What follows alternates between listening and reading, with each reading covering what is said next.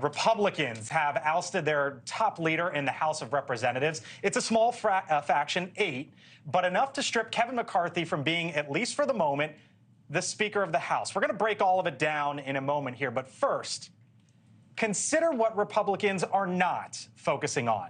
Here's 3 headlines from just the past couple days. First, from today, from the corner of Wall and Broad, Dow Industrials erase 2023 gain.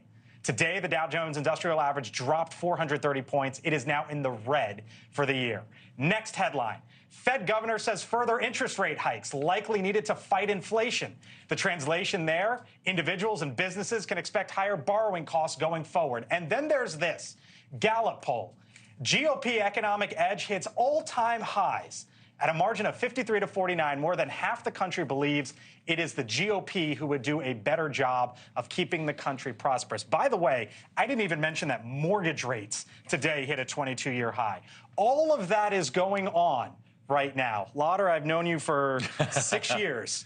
And when I saw you, first thing I said to you was, this is your party. And I responded? You responded, I can cry if I want to. Correct. But you should be focusing on that, should you not? Not this Republican thing that just happened on the House floor? You're absolutely right. And that's actually what the former president said today on Truth Social, is that we are not fighting Joe Biden and the failed liberal radical left policies that are ruining this country. We're busy fighting amongst ourselves. And this makes absolutely no sense. You're arguing about, House process, blah, blah, blah, blah. That's not lowering gas prices, not securing the border.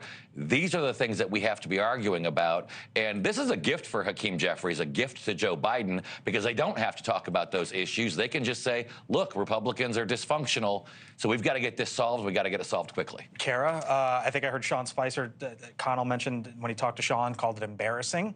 You just heard Mark's comments. Where do you sit? I think what we need to do is we need to move on. We need to get this done with. We need to elect a new speaker. I agree with you. We need to be unified, be cohesive. I'll compliment my fellow Democratic panelists today and say, you guys do great things when it comes to falling in line with party leadership. Again, that cohesion. You're able to be efficacious as a party because you all rode together. So I think let's put this behind us. Let's move forward, and let's move as one body, conservatives. I mean, there was a headline as well that Democrats aren't thrilled with the whole Bidenomics messaging. We're not talking about that. We're talking about this.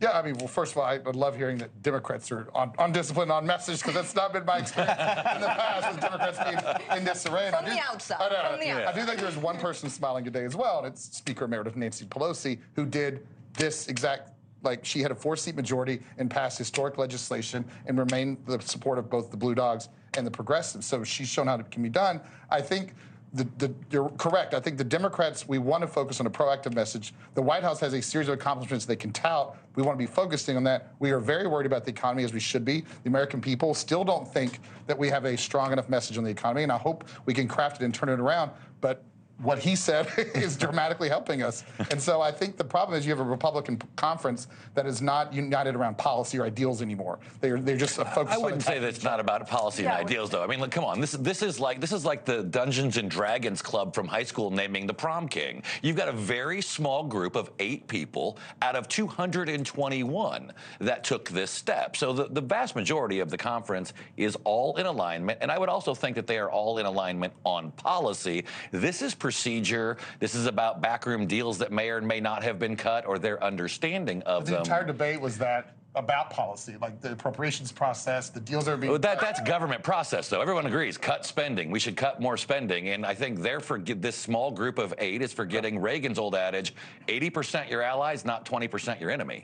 Thanks for watching. Go to newsnationnow.com to find NewsNation on your television provider.